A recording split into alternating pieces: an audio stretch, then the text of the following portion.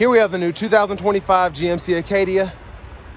This one comes in the elevation trim level. It's a front wheel drive model. We do have the midnight edition on here, so I'll show you the features of that here in a minute. But ebony twilight metallic is the paint. Cortec After Dark is the interior. And then the powertrain is a 2.5 liter turbocharged 4-cylinder made into an 8-speed automatic transmission. But to the front end here, just a great design ever since it got the redesign in 24. LED headlamps, LED daytime running lights, and LED fog lamps. You can see the front parking sensors integrated ever so nicely there. And again, with the midnight edition, we do get that blacked out grille and accents. So it gives it kind of a murdered out look there, and it looks so good. We also get these 22-inch aluminum wheels. And again, the accents. But passive keyless entry on all 4 doors. We get express down on all 4 doors, and then one-touch automatic up and down for the driver's side. Power mirror controls are there. We do get blind spot monitors, power door lock controls. I like the trim here. It's not wood grain, but it does feel and look nice. And I like the mirror finish there as well.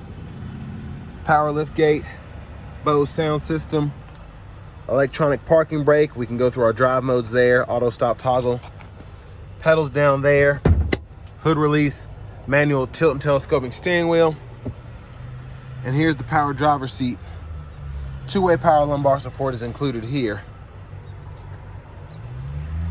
But I want to give a big thanks to Chevrolet Buick GMC of Murfreesboro for allowing me to review this Acadia today. I'll leave a link below in the description. And if you're looking to get the best price on one of these in your area, click on that second link down below. Takes a minute to fill out that information. I'll make sure the local dealers are fighting to get you the best price on one of these. But you all pause anywhere you need to, and I call this the midnight edition. It's the black edition. But I have the seat up front adjusted for someone of my size, being 6'3" with longer legs. Let's go ahead and check out this rear seat room. So very good space back here, even with the panoramic roof. Still have a couple inches of headroom, excuse me. Seat back pockets on both sides. Rear AC controls with 3-stage heated outboard seats. You get 2 USB-C charge ports and a 3-prong household plug-in. So look at the front. Look at the third row. Now I am disappointed that GM still has not figured out how to put the blinds in the back, or the sunscreen, because that's a big deal for a lot of consumers, and I feel like Honda's kind of got it. Hyundai and Kia have it, and I feel like GM needs to just catch up there. But LED tail lamps, beautiful rear end there, dual exhaust, trailer hitch is integrated down there.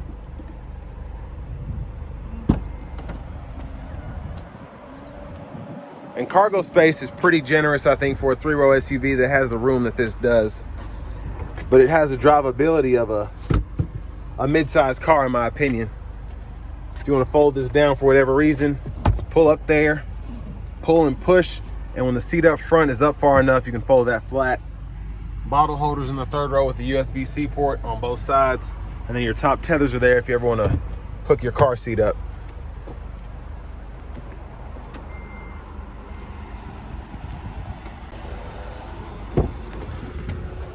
So this is just kind of showing the second row folded flat. We can just pull that there to get that there. And with the third row folded flat, you can run longer objects through to the front. And then our front passenger seat there, 2-way power lumbar support, power. Then we have that run-through area there for a small purse or handbag with a 12-volt glove compartment here.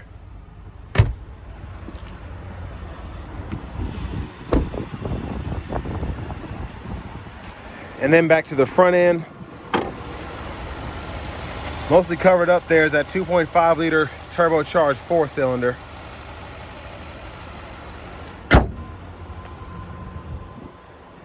But now let's go ahead and hop in the driver's seat.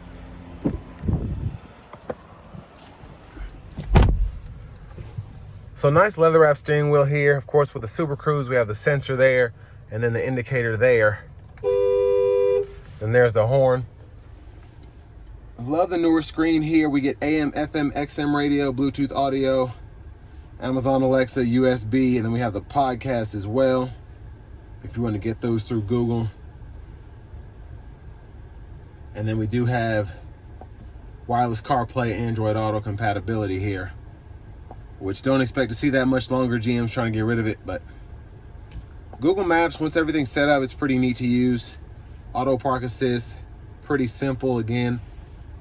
It's not perfect, but it's pretty neat. We get dual zone automatic climate controls. We can adjust them from the screen.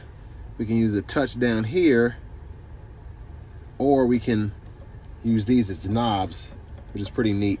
And then you can cut the whole system on or off there. 3-stage heated front seats too. Headlamp controls are there. We can toggle that lane keeping system. And then all of your extra controls, including the fog lights, the auto high beams, and all of that is in there. There's a backup camera with that bird's eye view. Front camera as well. We do get curbside view, excuse me.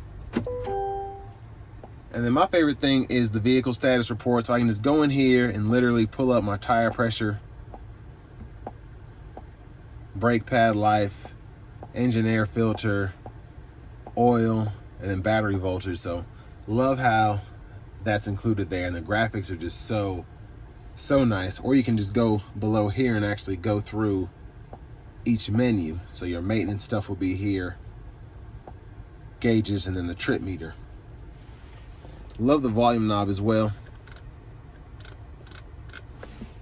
But down here, wireless charging pad, bottle holders are here.